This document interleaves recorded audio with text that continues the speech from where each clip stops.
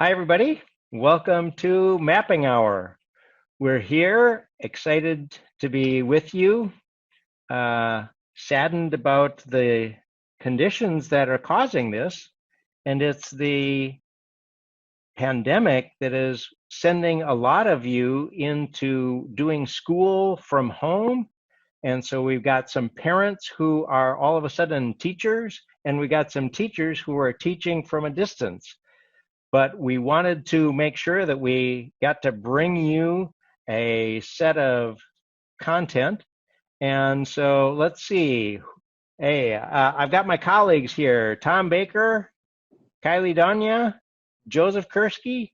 All right, I'm going to share my Hey. screen here. And let's see if we can do this, sharing our screen. All right. So I'm Charlie Fitzpatrick, and you've met my colleagues. They're going to be with us the whole time here. And this is the mapping hour. This is the time for us to work through some things about ArcGIS Online. How do we use it to do class? You can find more information at esriurl.com/mappinghour, and you can reach the four of us at mappinghour@esri.com. So we got a bunch of things that we're going to go through today. Just a little bit of a preview here. We've got some intros. We're going to need to talk a little bit about the school bundle. We've got some work with ArcGIS Online, with plain vanilla ArcGIS Online, and then we're going to work with an app. Now, the school bundle, Esri makes ArcGIS Online and a bunch of tools available to every school around the world. And we're going to take advantage of some of those as part of this set of videos. We're going to be working inside of an ArcGIS Online organization. We're going to be working with some web apps and mobile apps and premium apps even. And part of this is that we can do this inside of any different device. And I'll show you that in a second. Windows, Mac, Chromebook, iOS, Android, all of those things. And this is free to schools. And there are lots of schools that are already using this. And you can read more about this at esri.com/schools. And that's where you can actually even say, I'm going to get a set of software for my school. And that's something that a teacher can do or an employee of the school can do. Now, we're going to be working for the first 3 hours of this series without being logged in. Anybody can do this anywhere without a login. But for hours 4 through 20, we're going to be logged in. So we want to make sure that you get to log in and that you have the right level of login. In ArcGIS Online, in an organization, you're going to need to have a publisher login, or you could be an admin, or you could even be in what we call a custom role that has publishing capacity. That'll be just fine. You can use your own login if you've got one from a personal operation that you're working on, or you can, if you're a teacher, you can talk with somebody who is the admin at your school org. If you are teaching and your school doesn't have an organization, you can go ahead and request one, but it takes a few days for that to arrive. And you might be getting ready to binge watch this, and so need it in another hour or 3. And so it'll be, you may be ready then to do this last option here to request a temporary mapping hour login. And if you go ahead and complete the survey at esriurl.com/mapping hour, you can get a login through that process. Now, if you've gone in and said, hey, I filled out the survey already, didn't realize I needed a login, but now I want to log in, just go ahead and fill out the survey again. We'll be able to tell. So that's what we're going to get started working with. And what I want to do now is to demonstrate that you can do this on multiple devices. And over next to me, I've got my iPad. I want to share something from my iPad here and say, go ahead and start sharing. I know how I can do this. I think I know how I can share this. I need to share my content. There we go. I'm going to share my screen and start broadcast in 3, 2, 1. And here comes my iPad. I'm going to say, yep, let's see what I've got here. I've got ArcGIS Online working on my iPad, and you're seeing the map viewer. This is actually the beta version, the next generation of the map viewer that you're seeing. And this is a place that I know. I've been to there many times, and that's actually what it looks like. But it's not just the iPad that can do that. I'm going to go ahead and stop recording here and show you that you can do this on your Chromebook. Lots of schools have Chromebooks, and here on my Chromebook, I'm going to begin sharing, and here comes the weather, the current weather. All right, so you're seeing what is the current weather. Actually, let me just zoom in a little bit so that you can see this is live on the fly. And we got a little rain, got some wind, got a variety of things. So you can do this on any kind of device. You can do it on a Macintosh. You can do it on a Windows platform. Some of us are on one. Some of us are on the other. You can do it on a Chromebook. You can do it on a tablet. It's a little harder to do on a smartphone. There are certain activities that you can do on a smartphone, but you really want to have this on a larger device in order to see everything that you want for the activities that we're going to be doing.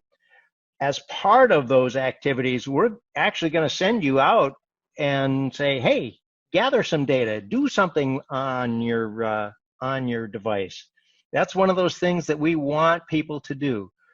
So think about how cool ArcGIS Online is to be able to do this at the breakfast table, on your Chromebook, in your bedroom, on your iPad, down in the playroom, on your Android tablet,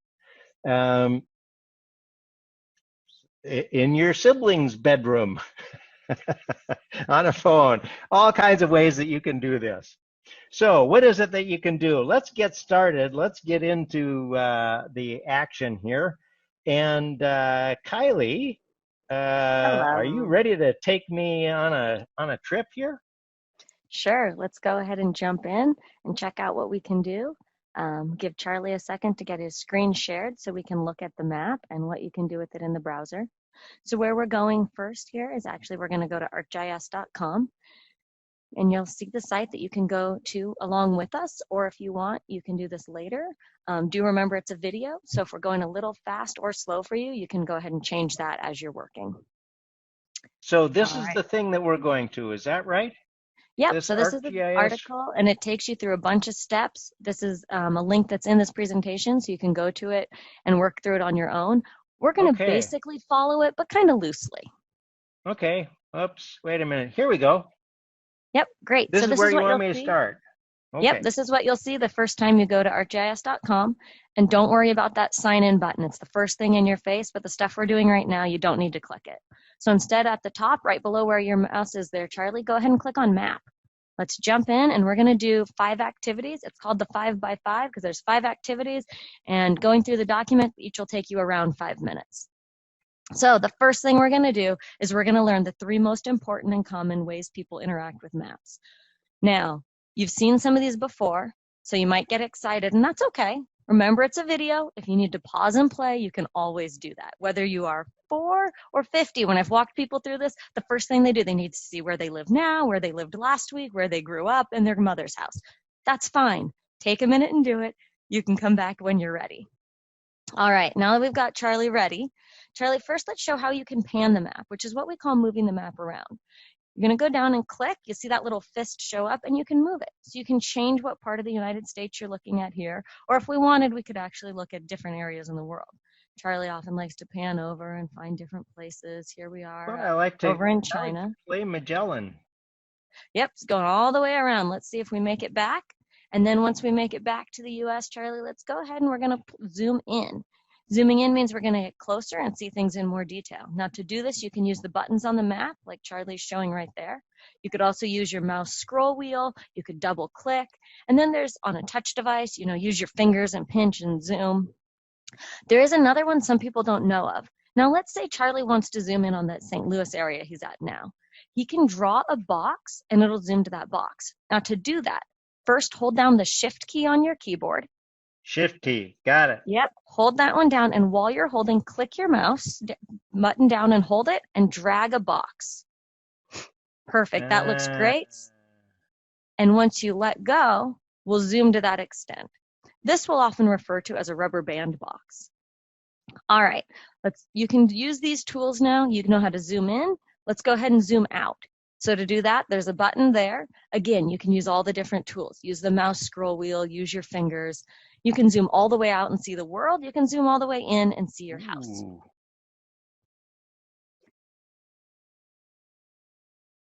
All right. Now, another thing you might want to do when you're navigating around this map is search for things you know. So go ahead. There's a search box that's in the upper right-hand corner. Go ahead and search for your city name so that you're looking at somewhere that's a little bit familiar to you.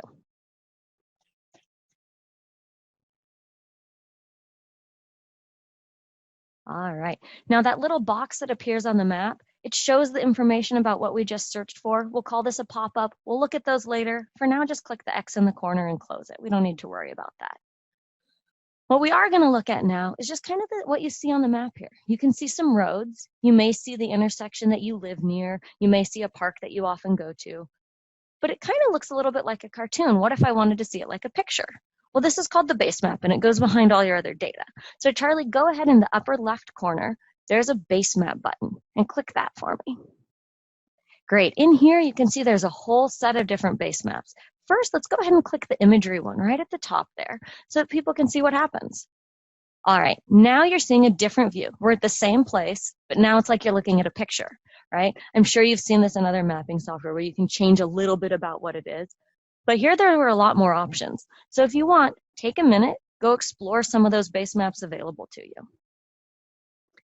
And that is going to complete our first activity. We've now looked at how we can move around and navigate our map. You ready for number 2, Charlie? I'm ready. All right. Next, what we're going to look at is measuring and marking up the map. So we're going to start off with measuring. So Charlie, use that skill of zooming really far out, or use that home button in the middle there. That'll reset to where this map was when you started playing with it. Okay. Yeah. Now we're going to do a measurement. So there's a measure button kind of next to that search box you used in the upper right-hand corner. Okay. Go ahead and click in that. And you're going to pick the distance one. It looks like a ruler with some arrows above it. And we're going to measure from Los Angeles to New York. So to do this, click once on Los Angeles, move your mouse over to New York, and then double click when you get there. Hey, my line is bending. Yeah. Funny fact, the Earth isn't flat. So you'll notice that the shortest distance isn't going to look like a flat line. And that's what this is showing you. Now, at the same time, you can see the result up in the measure window. It's about 2,500 miles across, and you can see that information there. But there's other tools. There's not just lines. If you look to the right of that one we picked with the ruler, there's kind of a map with a crosshair on it. Go ahead and click that. Now, latitude and longitude are names that mean the coordinates or places on the Earth. So they're numbers that'll represent that. Now, as we move the mouse onto the map, you can see those numbers changing. So it's showing you the coordinates or the latitude and longitude of where the map is. And you'll notice one number is negative, one is positive. These are completely going to depend on where on the globe you're looking.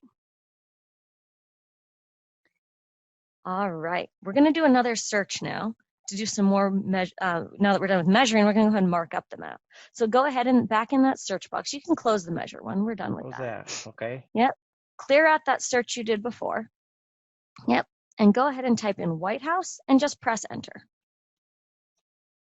So we don't have to give an exact address. We can give a thing, and the search will also find those kinds of places. You'll see that pop up again. Now don't close this one yet, Charlie, because we're going to look at it for a minute. You can see some information about our search result. You could get back and see some more results. Or the most interesting thing to me is down at the bottom there where it says add to map notes. Let's go ahead and click on that. You notice on the left, you're now looking at content. It has map notes and streets. There's a new thing in there. And on the map, you see a pin, that blue pin. So let's go back over to that pin on the White House over on the map and go ahead and click on it. We've added a pin to the map, but maybe we don't like how it looks. So you can still see the information about it, and go ahead and close that pop-up. I always skip this step. In the upper right-hand corner, go ahead and click Modify Map. What that's going to do is let us change, yep, all the way up there. What that's going to do is let us actually change things about the map. So if we don't like that blue pin, let's make it look different. Go ahead and click on it again. Now you'll see there's an option to edit. So let's click that. And this pin is a symbol or an icon that's representing something. So at the bottom in that window, you can see a change symbol option. So go ahead and click there. And you're going to see a whole bunch of different things you could turn this symbol into. Right now, Charlie's seeing some people, places. You can pick shapes. You could pick transportation. These are all basically sets of icons or symbols that you can use on your map. So pick one that looks fun to you today, Charlie. Not too concerned exactly what, because we're just playing right now. Pick one that you like. I know you're fond of that schoolhouse one. You can go ahead and change the symbol size at the bottom. Maybe you want it bigger or smaller on your map. You can either type in or you can, yep, you can either type in that box there or you can use the little slider. Make it really big. Hit OK. You'll see our pin on the map has changed. All right. Now, you'll notice on the left, there's a whole bunch of other things. There's some pins, there's some lines, there's some text, there's some areas. Grab one of those. We can add our own information onto the map. So right now there's a pin and Charlie can place it there and he can add a description. If he wanted, he could put some image information. He can put information in there about what this pin is and why he's put it on the map. Go ahead and close that out, Charlie. And maybe draw something. Pick one of those areas. Maybe freehand's pretty popular. Maybe he wants to outline an area he wants to visit or look at the part he wants to go explore. Or maybe he's going to save this to share with someone else and he wants them to know where to focus their attention. All right, so we've added some information on the map. We've measured some things. Our second activity here is complete. You ready for the next one, Charlie? I'm ready. All right, and remember again, this is a video. If you want to go play with some of the things we were just learning, just pause it, play, and join us again when you're ready. All right, for this next one, we're going to explore a little bit. So first, we've done some work here, and we don't really want to use any of it. So let's get a clean new map to work with. In the upper right-hand corner, kind of where we were clicking Modify Map, you'll see a New Map option. Go ahead and click on that and pick Create New Map. Go ahead and say yes, open it. We're not worried about saving that work we just did. All right, you're set up how you were when you first came in now. And now we'll practice our zooming so that you can see most of North America. Great, that's perfect. Now go over to Modify Map again, because again, we want to change something here. So let's go in that upper right-hand corner and start changing our map.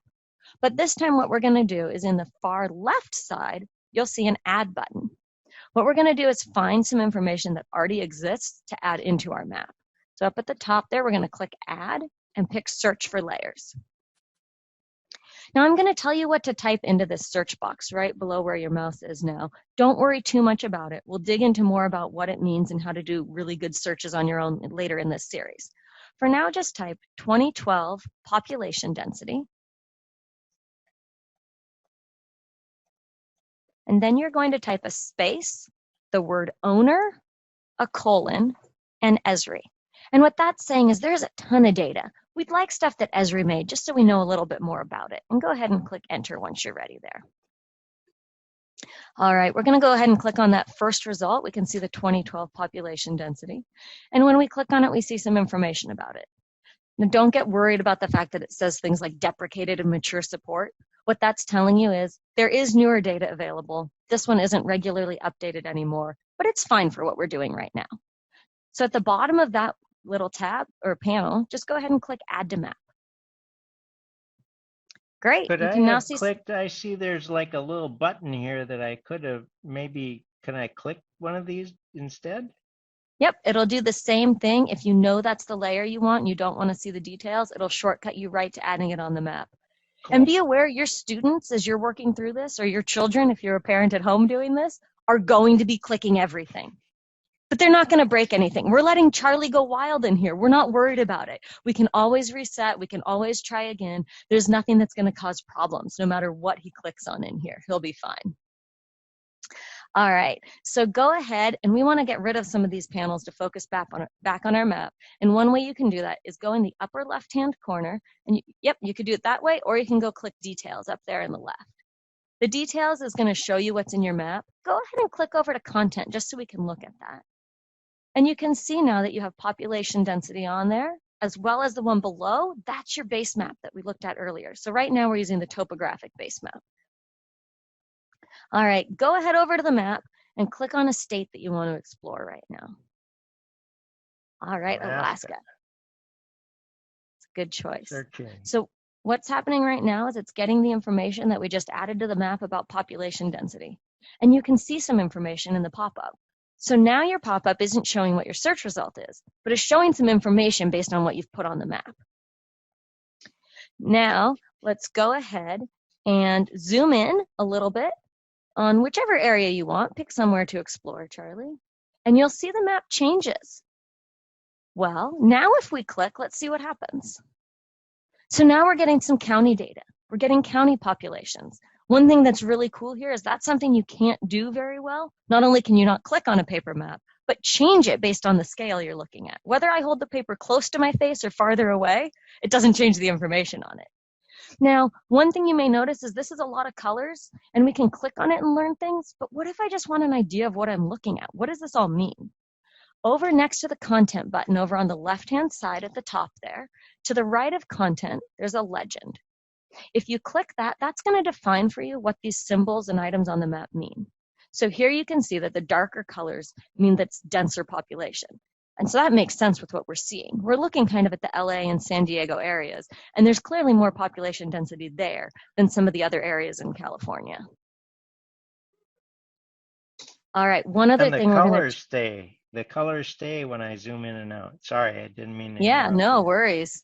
Yep, again, this is fun. Play with it. Don't feel you have to stick to our script or just do the things I'm saying. Like Charlie, he gets curious about something. He wants to click on it and play with it, and that's perfect. That's what we want to see right now. All right, but as he's playing here, let's zoom in a bit, Charlie. And one thing you'll notice is you can only see the colors. It's kind of hard at a certain point to tell where you are and what you're looking at. So let's go ahead, go back in that left-hand panel, and go back to Content instead of Legend. There's a tool in here that's going to help you see some more information. So you'll notice with the layer, one thing you can do is there's a checkbox to the right of 2012. If you check on the little checkbox to the left, it goes away.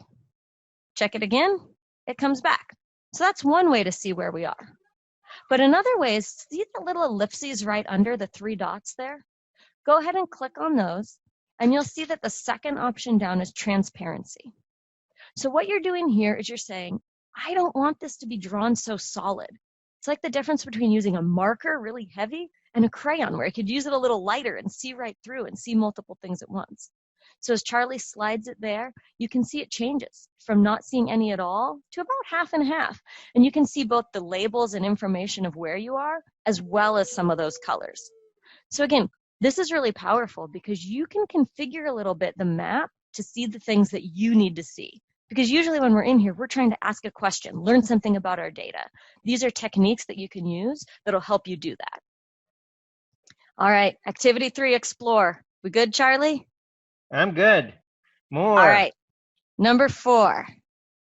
So our fourth one is actually going to be I mentioned at one point that you could save your work and share it with someone.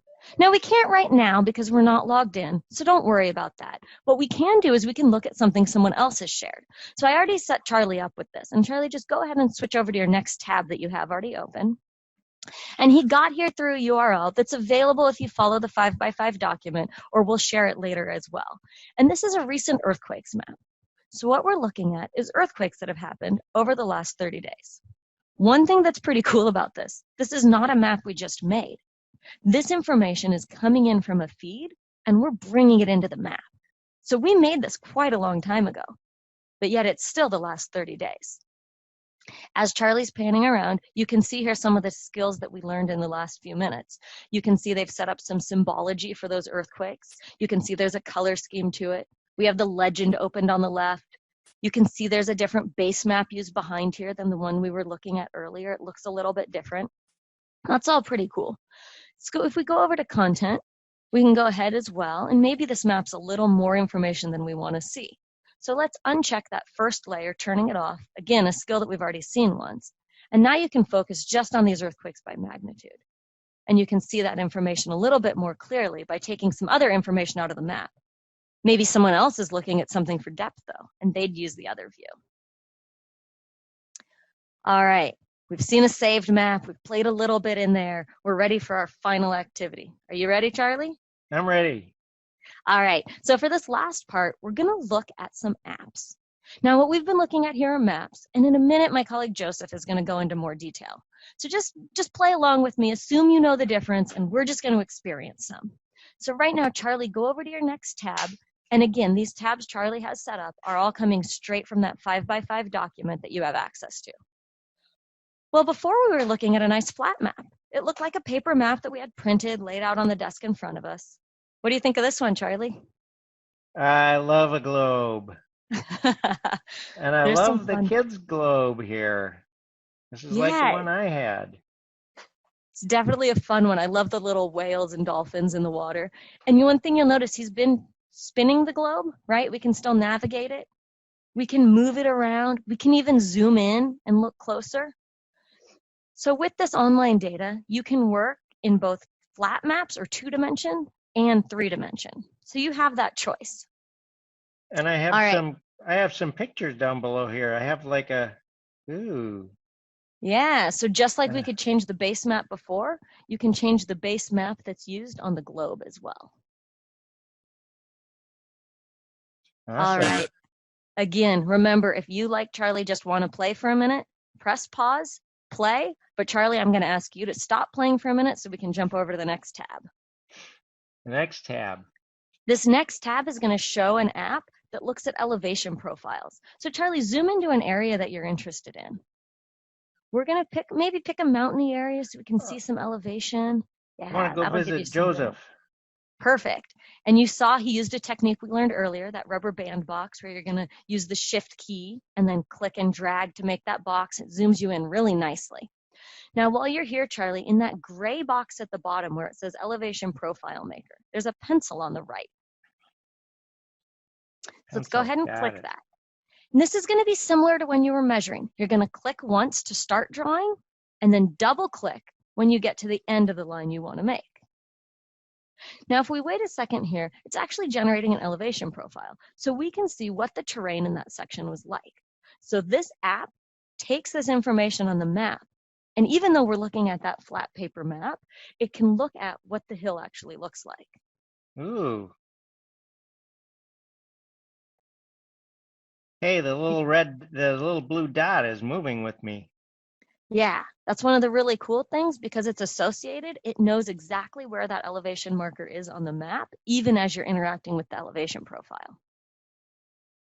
All right, let's look at one more. Charlie, go ahead and jump to your next tab. Now, I know one of the things that we're all dealing with right now is staying in our homes a lot more than we like. And sometimes we really wish we could get outside. Well, the cool thing about this app is it lets us pretend we can. This might look similar to you, to one of the maps you might get handed to you if you go maybe rent a bike in an area and want to explore a city. And in this case, we are looking at a bike tour of Washington, D.C. You can see on the map, if Charlie moves his mouse over on the left here, there's some red dots. And that shows where each of these pictures that you're seeing are. And there's a yellow line. That's a suggested route that someone could follow through the city to go explore. Now, we can't go outside, travel to DC right now necessarily, but we can at least look around from in our own homes. So as we click on different points along the map, you're seeing pictures and a little bit of information about that place. So while we can't go, this map is at least letting us pretend we can have a little bit of a vacation. All right. Any other questions or anything, Charlie? Or are you ready to move on? Yeah, this is great. I'll be here for a little bit here. But do we need to move now? Well, what we're going to do is we're actually going to turn it over to Joseph. And now I've talked a little bit about showing you guys some apps, and he's really going to dig into this whole app versus map and some of the power that that has. So Charlie, you can keep playing if you'd like. Let's go ahead and turn it over to Joseph. Do I have to stop sharing then? Okay. All right. Stop sharing.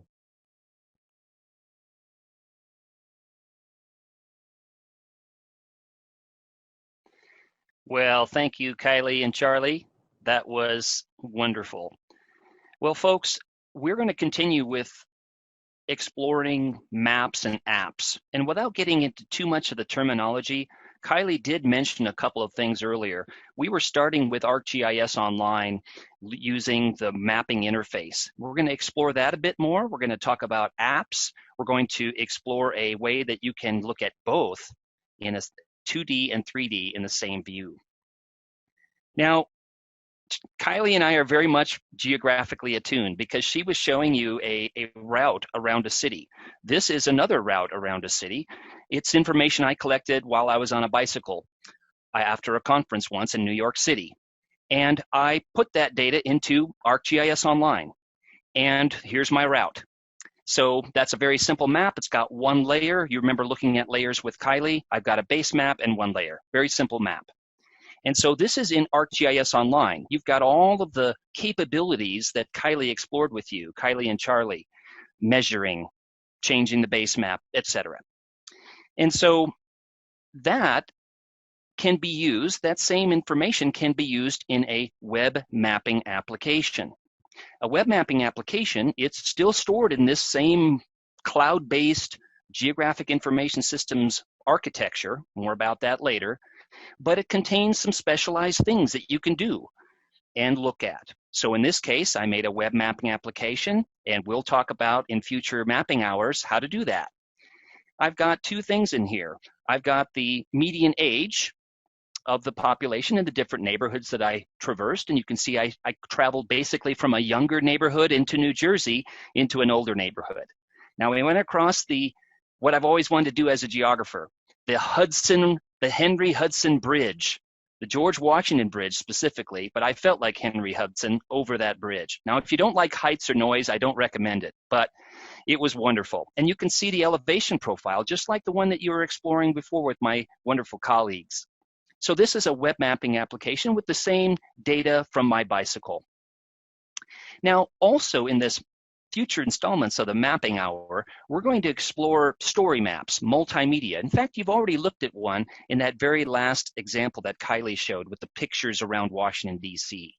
A story map, which some of you may be familiar with. If not, we'll explore those in future Mapping Hour sessions. But a story map is a certain kind of web mapping application. It has certain things in it. In this case, a story map I made shows some income, it shows the diversity index, some streets, etc. So a different kind of view, but in the same area. Now, what I'm going to do here in this next segment is to explore a specific kind of web mapping application. And that's going to be with this web mapping application right here that Charlie built. It's going to have a 2D map and a 3D map. The nice thing about this particular web mapping application is it touches on comparison. Now, many of us love to look at changes on the Earth over space and time. We have a dynamic planet, don't we? Lots of things going on. So this is great for exploration. And while I go through this, I'm going to be very much aligned with what Kylie and Charlie were doing with you. This is not a predefined script. I encourage you, while you're doing any of this kind of work, to think about, ooh, what if I changed the base map? What if I added a layer? What if I changed the scale? What kind of patterns, relationships, and trends do you see? That's what makes, we think, these tools so compelling. You're not confined to a box. You are welcome to explore. GIS has always been about exploration and solving problems. So what Charlie did when he built this particular web mapping application is he put this box right at the beginning.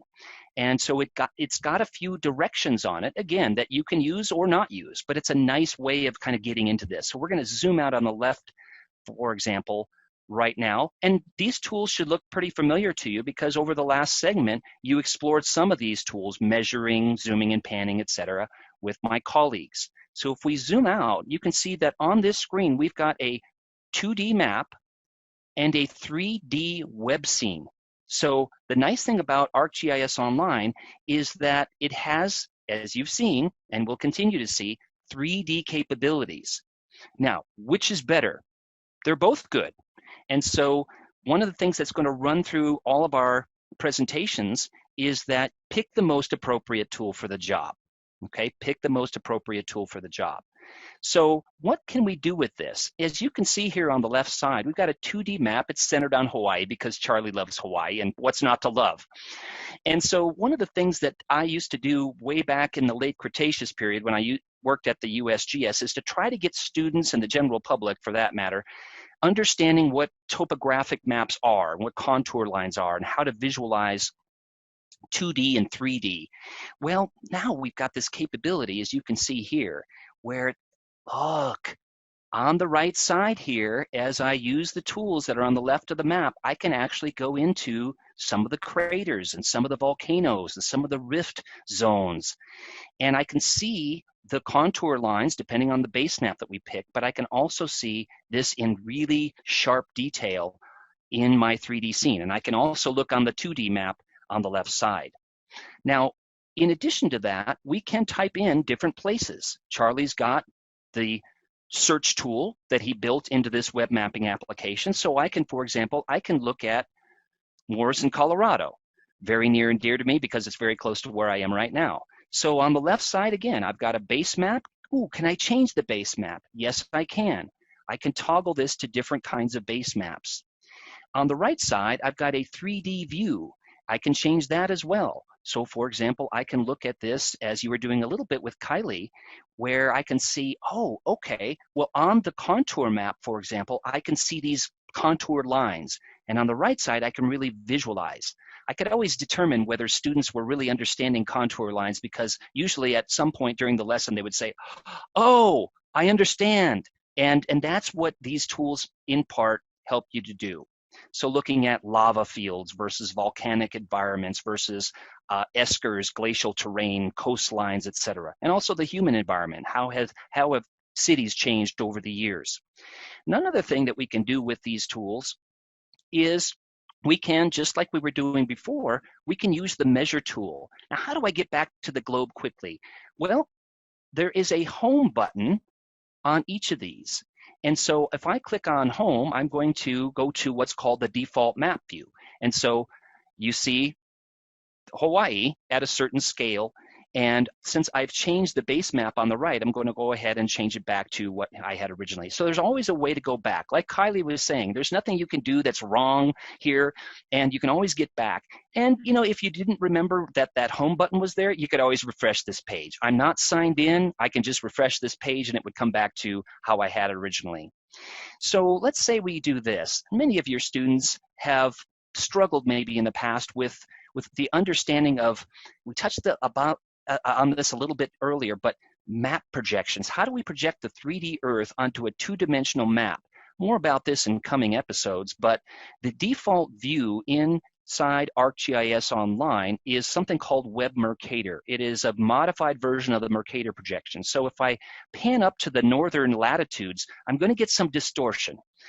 But in the globe, we don't have distortion. And so, for example, one of the things that you might teach frequently is, have you ever flown from the USA over to Europe, for example? So here I am, I'm going to measure And if I hover over the measure tool, it says, okay, start to measure by clicking to make your first point. So here I am over here in Denver. Uh-oh, why is this line curving?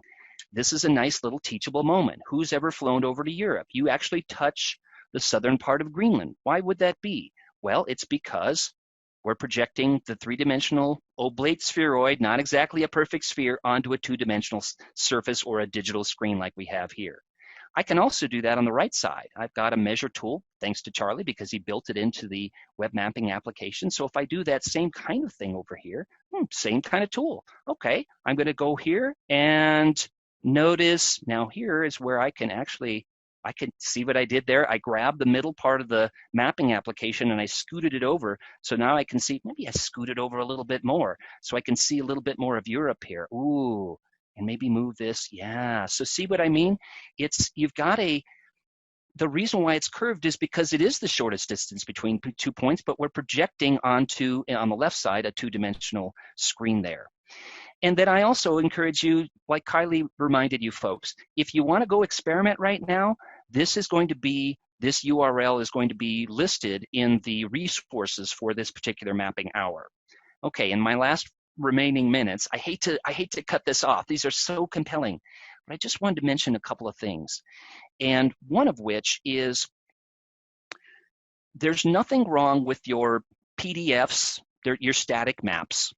There's nothing wrong with your small maps in your textbooks. They could take up a whole page. But here we've got the ability, as you saw, for a couple of richer, deeper things that we couldn't do with paper maps or static PDFs. Changing the base map, having live feeds come in, the weather data that Charlie showed, the earthquake data that Kylie showed, etc. And you can add things to them. So they're dynamic teaching and research tools. They're not static. Again, you know that I used to work at USGS, and you may have maybe can identify with my sentiment here. I've got loads of paper maps. They're near and dear to me, but there's something about these that make them very useful in a wide variety of educational disciplines that we'll talk about in a bit. So feel free to experiment with this, pause the video. I'm going to go back to my slides and show you one last thing here, if you don't mind. And that is this. We've showed just in the last few minutes a series of maps, a series of apps, 2D and 3D. Which is better? Well, we want to just lay this out before you that we submit that they're all useful. Again, it depends on your instructional goals, okay? Your purpose for your lesson or for your course, etc. For the end user, this is an imperfect analogy, okay? But your map inside ArcGIS Online, I like to think of it as for the end user of that, you, your students, your kids, etc. It's kind of like the produce section. You've got a lot of different choices, and you can assemble your own salad. You can assemble your own map. You've got measure tools. You can modify the map like Kylie was showing you, and you could add layers. You can change the base map, and you can even do some analysis. That's a preview of coming attractions. So you can customize your experience there. The app, at least for the end user, is more like these Lunchables. You know, these containers, you get 3 carrots and you get 2 crackers and 2 pieces of cheese and 2 pieces of turkey, okay? And the end user of the app, you and I, we didn't, let's say, create that one. Charlie created the comparison app. We'll show you how to do that later. But we can do things in it, right? We could measure, we could change the base map, we can change the location, etc. But we can't reconfigure that map. We can't add different things that Charlie didn't allow us to do. Now, they're both good. They're both very useful. And the last thing that I just wanted to leave you with is that we showed 2D and 3D maps, and that the neat thing about that comparison one is that you've got both. You've got both in the same frame, the same screen. So I hope that was useful. Thanks. I'll turn it over to my colleagues. Awesome. Great job, Joseph. That's a great app to play with, and being able to see a rectangular map and a a globe at the same time is really fun for me anyway. It's a fun thing to do. So where are we? What have we done? It's we've been pushing through trying to cover some things that you and anybody can do just even without signing in. You can jump in and engage these tools to do all kinds of fun exploration. And so what we want to do now is to take a quick summary here. And so I'm going to go ahead and share my screen. There I am in that great tour. Kylie, I'm gonna have to, when we're done here, I think I'm gonna have to finish up this tour and see what it's like. But let's see, where are we here? What did we get to do? So this is a little review. We got to talk about the school bundle, esri.com/schools. That's where you can go in and see what's there, what's available. And again, any school in the country, any school around the world even, can get access to software at no cost. What we're doing in these videos is just going to be focusing on the online portions of that bundle. It comes bundled with some desktop tools. We're not going to get into those. We're only going to be working with the online tools. The magic there is that students who are stuck at home may not have access to a computer like they have at school, and they may not be able to use those desktop tools. But if you can get to the internet, you can be working with these tools. You can go in and explore, just like Kylie and I did, the ArcGIS Online 5x5, esriurl.com/AGO 5x5, or work with the Compare app that Joseph was working with, arcgis.is/Hawaii Compare. So then, remember that there is a login needed for hours number 4 through 20. So we can do a lot without signing in, but you're going to need to have a login with publisher credentials. So either the publisher or the admin inside of an ArcGIS Online organization have the right credentials. But you can also, if the org admin has created a custom role that has publishing credentials attached to it, that will work as well. You just need to be able to publish things. You can use your own org login if you've got one already, or ask for one from your school org admin if you're a teacher there. Request a bundle for your school. Remember, that's going to take a few days. So if you're ready to rock and roll instantaneously on doing the next things, go ahead and request an org login from our temporary Mapping Our Login collection. Just fill out the survey and indicate, I need one of those logins. Now, what did we do? Let's get a little reminder here. Let's get a little synopsis. Believe it or not, map, scene, app, story map, zoom, pan, tilt, rotate, home, map extent, all of these things we went through. Kylie went through them, or Joseph went through them. And you can go through these things again by playing with those. Once we're done with this movie, you can go in and play and see how each of these is getting referenced. A lot of the challenge with GIS is there's very specialized vocabulary attached to it. A base map, scale sensitive layers, map notes, symbols, transparency. All of these things mean stuff to GIS users. And again, as Kylie mentioned, the 3 things that you're going to do as a GIS user most often is just zoom in, zoom out, and slide the map around a little bit. Resources for practicing this. You can go to esri.com/schools. There's that URL for the ArcGIS Online 5x5 and arcg.is/Hawaii compare. We didn't want you to miss this. We wanted you to make sure that you got this. Now, again, if you're looking for more information about this whole series, go to esriurl.com/mapping hour.